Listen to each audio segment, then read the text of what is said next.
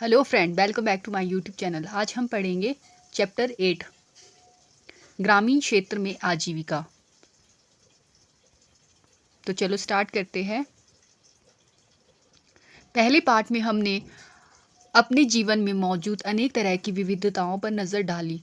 हमने इस पर भी विचार किया कि अलग अलग क्षेत्रों में रहने से वहाँ के लोगों के काम धंधे पर कैसे असर पड़ता है। वहाँ पर पाए जाने वाले पेड़ पौधे, वहाँ की फसलें या दूसरी चीज़ें किस तरह उनके लिए महत्वपूर्ण हो जाती है। इस पाठ में हम यह देखेंगे कि गांव में लोग किन विभिन्न तरीकों से अपनी आजीविका चलाते हैं। पहले दो पाठों की तरह यहाँ भी हम इसकी पड़ताल करेंगे कि क्या लोगों के पास आजीविका चलाने के समान अवसर उपलब्ध है या नहीं। उनके जीवन की परिस्थितियाँ एक दूसरे से कितनी मिलती जुलती है और वे किन समस्याओं का सामना करते हैं, इसे भी हम देखेंगे। ऊपर दी गई तस्वीरों में लोग जो काम करते हुए दिख रहे हैं, उस काम का वर्णन कीजिए। खेती से जुड़े कामों को अलग कीजिए और जो काम खेती से जुड़े हुए नहीं है उनकी एक सूची बनाइए। आपने ग्रामीण क्षेत्रों में लोगों को कई तरह के काम करते हुए देखा, उनमें से कुछ का चित्र बनाकर उनके बारे में लिखिए। कलपट्टू गांव। तमिलनाडु में समुद्र तट के पास एक गांव है कलपट्टू। यहाँ लोग कई तरह के काम करते हैं। दूसरे गांव की तरह यहाँ भी खेती के अलावा कई काम होते हैं, जैसे टोकरी, बर्तन, घड़े, ईंट, बैलगाड़ी इत्यादि बनाना। कलपट्टू में कुछ लोग नर्स, शिक्षक, धोबी, बुनकर, नाई, साइकिल ठीक करने वाले और लोहार के रूप में अपनी सेवाएं देते हैं। यहाँ कुछ दुकानदार एवं व्यापारी भी है। जो मुख्य गली है वह बाजार की तरह दिखती है। उसमें आपको तरह तरह की कई छोटी दुकानें दिखेगी, जैसे चाय, सब्जी, कपड़े की दुकान तथा दो दुकानें बीज और खाद की, चार दुकानें चाय की, जहाँ टिफ़िन भी मिलता है। यहाँ टिफ़िन का मतलब है खाने पीने की हल्की फुल्की चीज़ें, जैसे सुबह इडली, डोसा व उपमा मिलता है और शाम के नाश्ते में बड़ा बोंडा बोंडा वह मैसूर पाक मिलता है। चाय की दुकानों के पास एक कोने में एक लोहार का परिवार है। उसके घर में ही लोहे की चीज़ें बनाने का काम होता है। बगल में साइकिल की मरम्मत की एक दुकान है, वहाँ साइकिल किराए पर मिलती है। गांव में दो परिवार कपड़े धोकर अपनी आजीविका चलाते हैं। कुछ लोग पास के शहर में जाकर मकान बनाने और लॉरी चलाने का काम करते हैं। गांव छोटी छोटी पहाड़ियों से घिरा हुआ है। सिंचित जमीन पर मुख्यतः धान की खेती होती है। ज़्यादातर परिवार खेती के द्वारा अपनी आजीविका कमाते हैं। यहाँ आम और नारियल की काफ़ी बाग है। कपास, गन्ना और केला भी उगाया जाता है। आइए कुछ लोगों से मिले जो कलपट्टू के खेतों में काम करते हैं और देखें कि हम उनकी आजीविका के बारे में क्या सीख सकते हैं।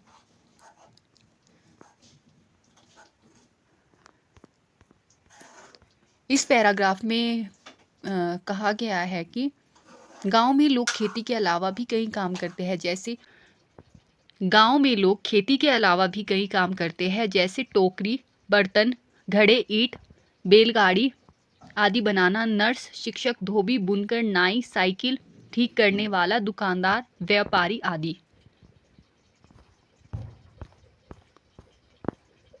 तुलसी। हम सब यहाँ रामलिंगम की ज़मीन पर काम करते हैं। उसके परिवार के पास कलपट्टू में 20 एकड़ धान के खेत है। शादी से पहले भी मैं मायके में धान के खेतों में ही मजदूरी करती थी। यहाँ मैं सुबह 8:30 से शाम 4:30 तक काम करती थी। रामलिंगम की पत्नी करुथम्बा काम की निगरानी करती है। साल में कुछ ही मौके ऐसे होते हैं जब मुझे नियमित रूप से मजदूरी मिलती है। यह उन मौकों में से एक है। मैं धान रोप रही हूँ। जब धान की फसल थोड़ी बढ़ जाएगी तो रामलिंगम हमें निराई के लिए और बाद में कटाई के लिए बुलाएगा।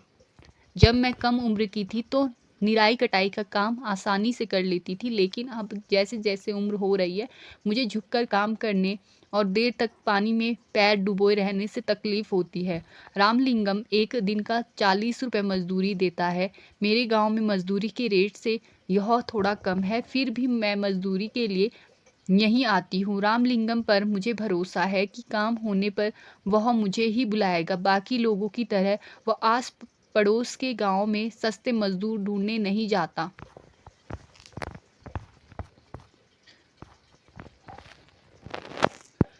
मेरा पति रमन भी एक मजदूर है। हमारे पास कोई जमीन नहीं है। साल के इन महीनों में वह खेतों में कीड़ों की दवाई छिड़कता है। जब खेतों में कोई काम नहीं मिलता तो उसे पास की खान से पत्थर या नदी से बालू ढोने का काम मिल जाता है। ये पत्थर और बालू पास के शहरों में मकान बनाने के लिए ट्रक से ले जाए जाते हैं। खेत में काम करने के अलावा मैं घर का सारा काम करती हूँ। मैं घर में सबके लिए खाना बनाती हूँ, कपड़े धोती हूँ, सफाई करती हूँ। दूसरी औरतों के साथ जाकर जंगल से लकड़ी भी लाती हूँ। गांव से करीब 1 किलोमीटर दूर बोरवेल है, जहाँ से पानी लेकर आती हूँ। मेरा पति घर का सामान जैसे साग सब्जी खरीदने में मेरी मदद करता है। क्या तुलसी को साल भर कमाई के मौके मिलते हैं? ऊपर दिए गए चित्र के आधार पर बताइए। इस पैराग्राफ में बताया गया है कि किसानों को पूरे वर्ष नियमित मजदूरी नहीं मिलती है। गरीबी के कारण कम उम्र में ही बहुत अधिक लोग कृषि कार्य में लग जाते हैं। जब लोगों को खेतों में काम नहीं मिलता तो वह किसी अन्य जगह मजदूरी करते हैं, जैसे खान के पत्थर निकालना या नदी से बालू ढोना आदि।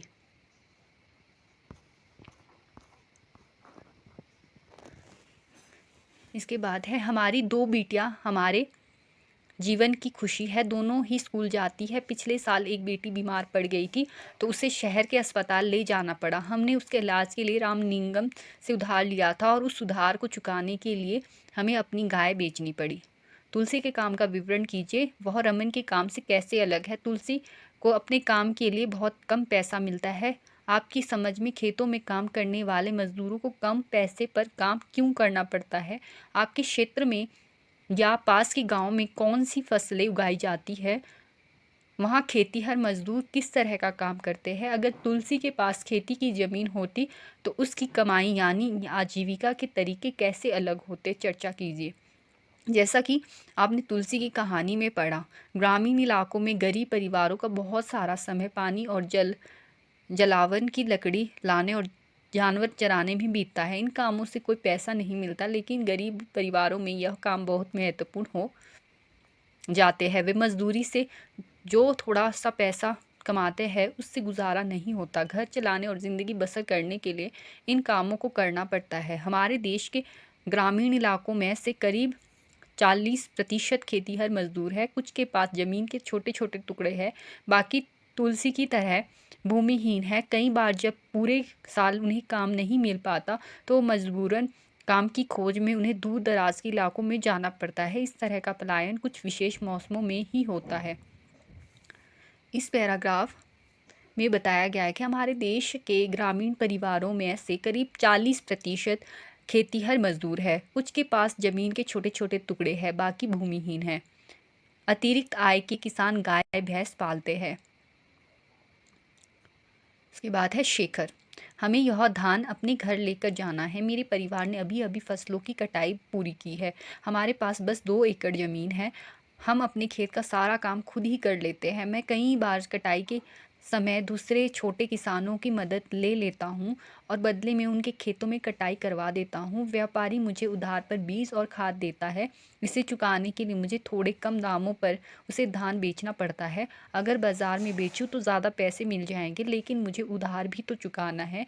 व्यापारी ने किसानों को याद दिलाने के लिए अपना एजेंट भेजा है कि जिन किसानों ने उधार लिया है वे उसी को अपना धान बेचे। मुझे अपने खेत में 60 बोरी धान मिलेगा। इनमें से कुछ से मैं अपना उधार चुका दूंगा और बाकी घर में लग जाएगा, लेकिन मेरे हिस्से में जो आता है वह सिर्फ 8 महीने तक ही चल पाता है और इसीलिए मुझे और पैसा कमाने की ज़रूरत पड़ती है। इसके लिए मैं रामलिंगम की चावल की मिल में काम करता हूँ। वहाँ मैं पड़ोसी गांव के किसानों से धान इकट्ठा करने में उसकी मदद करता हूँ। हमारे पास एक संकर गाय भी है, उसका दूध हम यहीं की सहकारी समिति में बेच देते हैं। इससे रोज़ के खर्चों के लिए थोड़ा और पैसा मिल जाता है। कर्ज लेने पर जैसा कि आपने ऊपर पढ़ा, कई बार शेखर जैसे किसान ज़रूरी चीज़ें खरीदने के लिए पैसा खर्च लेते हैं। अक्सर ये पैसा बीज, खाद और कीटनाशक खरीदने के लिए साहूकार से कर्ज लिया जाता है। अगर बीज अच्छी किस्म के नहीं होते हैं या फसल को कीड़ा लग जाता है तो पूरी फसल बर्बाद हो जाती है।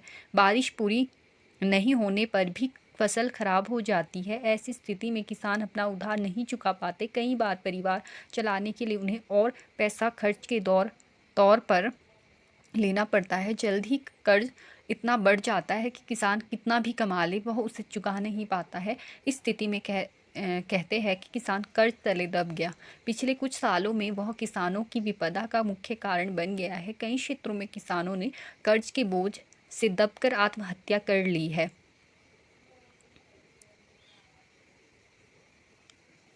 रामलिंगम और करुथप्पा। जमीन के अलावा रामलिंगम के परिवार के पास एक चावल की मिल है और बीज व कीटनाशक बेचने के लिए एक दुकान है। चावल की मिल में उन्होंने कुछ अपना पैसा लगाया और थोड़ा सरकारी बैंक से कर्ज लिया था। वह कलपट्टू और आसपास के गांव में से ही धान खरीदते हैं। मिल का चावल आसपास के शहरों के व्यापारियों को बेचा जाता है। इससे उनकी अच्छी खासी कमाई हो जाती है। शेखर का परिवार क्या काम करता है? आपके विचार से शेखर दूसरे मजदूरों को अपने खेत पर काम करने के लिए क्यों नहीं लगाता? शेखर शहर की बाजार में अपना धान क्यों नहीं बेचता? शेखर की बहन मीना ने भी व्यापारी से उधार लिया था, परंतु वह अपना धान उसको नहीं बेचना चाहती। उसने व्यापारी के एजेंट से कहा कि वह अपना उधार चुका देगी। मीना और व्यापारी के एजेंट के बीच में इसको लेकर क्या बातचीत हुई होगी? दोनों के तर्कों को लिखिए। शेखर और तुलसी के जीवन में क्या समानताएं है और क्या अंतर है? आपके उत्तर के निम्नलिखित आधार हो सकते हैं। उनके पास कितनी ज़मीन है, उनको उधार क्यों लेना पड़ता है, उनकी कमाई के साधन क्या है और उन्हें दूसरों की ज़मीन पर काम करने की क्या ज़रूरत है। तुलसी और शेखर का विवरण दोबारा पढ़िए। वे बड़े किसान रामलिंगम के बारे में क्या कहते हैं? इसके साथ जो आपने रामलिंगम के बारे में पढ़ा उसे जोड़ते हुए निम्नलिखित सवालों का जवाब दीजिए। उसके पास कितनी ज़मीन है? अपनी ज़मीन पर उगने वाले धान का वह क्या करता है? खेती के अलावा उसकी कमाई के और क्या साधन हैं? ऊपर दिए गए पैराग्राफ से हम समझते हैं कि भारत में केवल 20% किसान बड़े किसानों की श्रेणी में आते हैं। उसके पास अधिकतर ज़मीन होती है और वे अलग से भी कई काम करते हैं, जैसे ब्याज पर पैसा देना, छोटी छोटी फैक्ट्रियां चलाना आदि।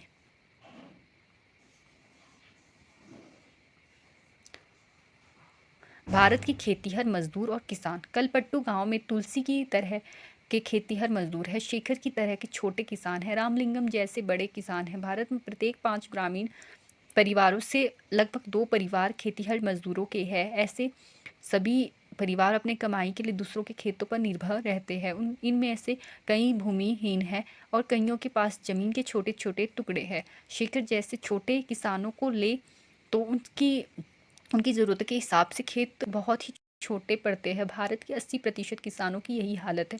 भारत में 20% किसान रामलिंगम जैसे बड़े किसानों की श्रेणी में आते हैं। ऐसे किसान गांव की अधिकतर ज़मीन पर खेती करते हैं। उनकी उपज का बहुत बड़ा भाग बाजार में बेचा जाता है। कई बड़े किसानों ने अन्य काम धंधे भी शुरू कर दिए हैं, जैसे दुकान चलाना, सूद पर पैसा देना, छोटी छोटी फैक्ट्रियाँ चलाना इत्यादि। इस पैराग्राफ में जो महत्वपूर्ण है वो है कि भारत के 80% जो किसान हैं वो उनकी हालत शेखर जैसी है, परंतु 20% जो किसान हैं वो रामलिंगम जैसे है। बड़े किसानों की श्रेणी में जो आते हैं और ऐसे किसान गांव की अधिकतर ज़मीन पर खेती करते हैं और वो इसके अलावा दूसरे काम करते हैं, जैसे दुकान चलाना, सूद पर पैसा देना इत्यादि। ऊपर दिए गए आंकड़ों को देखते हुए क्या आप यह कह सकते हैं कि भारत के अधिकतर किसान गरीब हैं? आपकी राय में इस स्थिति को बदलने के लिए क्या किया जा सकता है? हमने कलपट्टू में होने वाली खेती के बारे में पढ़ा। ग्रामीण खेतों में खेती के साथ साथ लोग जंगल की उपज और पशुओं आदि पर निर्भर रहते हैं। उदाहरण के लिए मध्य भारत के कुछ गाँवों में खेती और जंगल की उपज दोनों ही आजीविका के महत्वपूर्ण साधन हैं। महुआ बीनने, तेंदू के पत्ते इकट्ठा करने, शहद निकालने और इन्हें व्यापारी को बेचने जैसे काम अतिरिक्त आय में मदद करते हैं। इसी तरह सहकारी समिति को या पास के शहर के लोगों को दूध बेचना भी कई लोगों के लिए आजीविका कमाने का मुख्य साधन है। समुद्र तटीय इलाकों में हम देखते हैं कि पूरे के पूरे गांव मछली पकड़ने में लगते हैं।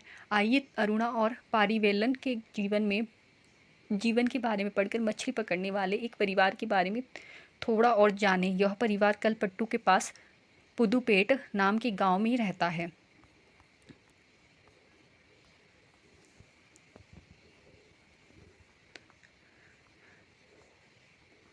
अरुणा और पारीवेलन। पुदुपेट कलपट्टू से ज़्यादा दूर नहीं है। यहाँ लोग मछली पकड़कर अपनी आजीविका चलाते हैं। उनके घर समुद्र के पास होते हैं और वहाँ चारों ओर जाल और कैटामरेन मछुआरों की खास तरह की छोटी नाव की पंक्तियाँ दिखाई देती है। सुबह 7 बजे समुद्र किनारे बड़ी गहमागहमी रहती है।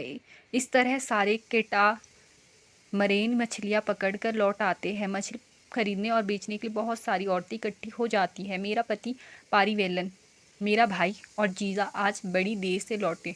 मैं बहुत परेशान हो गई थी। ये हमारे कैटामरेन में इकट्ठे ही समुद्र में जाते हैं। उन्होंने बताया कि आज वे तूफान में फंस गए थे। आज जो मछलियाँ पकड़ी गई उनमें से मैंने परिवार के लिए कुछ मछलियाँ एक तरफ उठाकर रख दी, बाकी मैं नीलाम कर दूंगी। इस नीलामी से जो पैसा मुझे मिलता है वह 4 भागों में बढ़ जाता है। 3 हिस्से उन 3 लोगों में बढ़ जाते हैं जो मछली पकड़ने जाते हैं। बाकी 1 हिस्सा उसे मिलता है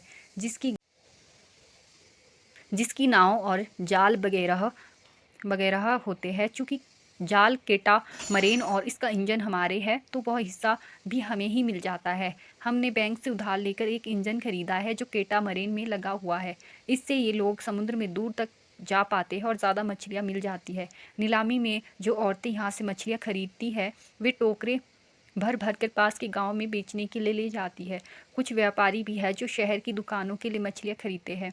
मैं दोपहर 12 बजे तक ही नीलामी का काम निपटा पाती हूँ। शाम को मेरा पति और बाकी रिश्तेदार मिलकर जाल को सुलझाते हैं और उसकी मरम्मत करते हैं। कल सुबह 2 बजे वे फिर समुद्र की तरफ चल देंगे। हर साल मानसून के दौरान करीब 4 महीने तक वे समुद्र में नहीं जा पाते हैं क्योंकि यह मछलियों के प्रजनन का समय होता है। इन महीनों में हम व्यापारी से उधार लेकर अपना गुजारा चलाते हैं। इस कारण बाद में हमें मजबूरी में उसी व्यापारी को मछली बेचनी पड़ती है और हम खुद खुली नीलामी नहीं कर पाते हैं। वे खाली महीने काटना सबसे मुश्किल होता है। पिछले साल सुनामी के कारण हमारा बड़ा नुकसान हुआ। स्थानीय बाजार में मछलियाँ बेचती हुई मछुआरी। ऊपर दिए गए पैराग्राफ्स में जो महत्वपूर्ण है वो है कि मध्य भारत की कुछ गांवों में खेती और जंगल की उपज दोनों ही आजीविका के महत्वपूर्ण साधन हैं। महुआ बीनना, तेंदू का पत्ता इकट्ठा करना, शहद निकालना, यह सभी काम अतिरिक्त आय में मदद करते हैं। और जो समुद्र तटीय इलाकों में रहते हैं वहाँ की आजीविका है मछली पकड़ना। तो मछली पकड़ते हैं उससे उनकी आजीविका होती है। परंतु जब मानसून आता है तो उन 4 महीनों में उन्हें मजबूरी में व्यापारी से कर्ज लेना पड़ता है, जिसके चलते उन्हें बाद में व्यापारी को मछली बेचनी पड़ती है। ग्रामीण क्षेत्रों में आजीविका के साधन। ग्रामीण क्षेत्रों में लोग अपनी आय विभिन्न तरीकों से कमाते हैं। कुछ खेती बाड़ी का काम करते हैं और कुछ अन्य काम करके अपनी आजीविका चलाते हैं। खेती में कई तरह के काम शामिल हैं, जैसे खेत तैयार करना, रुपाई, बुवाई, निराई और कटाई। फसल अच्छी हो इसके लिए हम प्रकृति पर निर्भर है। इस तरह जीवन ऋतुओं के इर्द गिर्द ही चलता है। बुआई और कटाई के समय लोग काफ़ी व्यस्त रहते हैं, दूसरे समय काम का बोझ कम रहता है। देश के अलग अलग क्षेत्रों में ग्रामीण लोग अलग अलग तरह की फसलें उगाते हैं, फिर भी हम उनके जीवन की परिस्थितियों में और उनकी समस्याओं में काफ़ी समानताएँ पाते हैं। लोग कैसे ज़िंदगी बसर करते हैं और कितना कमा पाते हैं, यह इस बात पर निर्भर करता है कि वे जिस ज़मीन को जोतते हैं वो कैसी है। कई लोग उस ज़मीन पर मजदूरी के रूप में निर्भर है। ज़्यादातर किसान अपनी ज़रूरतों को पूरा करने और बाज़ार में बेचने के लिए भी फसल उगाते हैं। कुछ किसानों को अपनी फसल उन व्यापारी को बेचनी पड़ती है जिनसे वे पैसा उधार लेते हैं।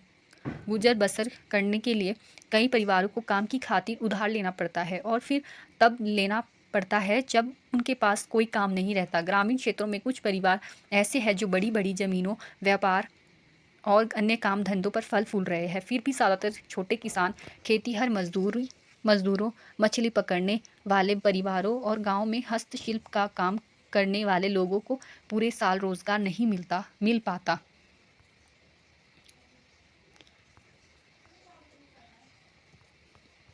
ग्रामीण क्षेत्रों में आजीविका के साधन, यहाँ पे सीढ़ीनुमा खेत की बात की गई है। पहाड़ी की ढलाऊ जमीन को छोटे छोटे टुकड़ों में बांटा जाता है और उस जमीन को सीढ़ियों के रूप में बदल दिया जाता है।